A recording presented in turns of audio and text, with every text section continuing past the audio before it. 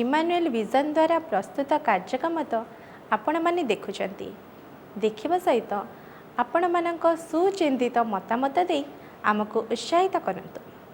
यह सहित आमर एही कार्यक्रम डीडी ओडिया टीवी चैनल रे प्रत्येक सोमवार राति 8:30 रु 9 प्रसारित होछि देखिबाकू जत्नवान हेबे। यह सहित आमर एही यूट्यूब चैनल को सब्सक्राइब करने सहित बेल आइकन को क्लिक करंतु जहा द्वारा आपण माने प्रथमे आमर नुआ नुआ कार्यक्रम सूचना पाई परिबे।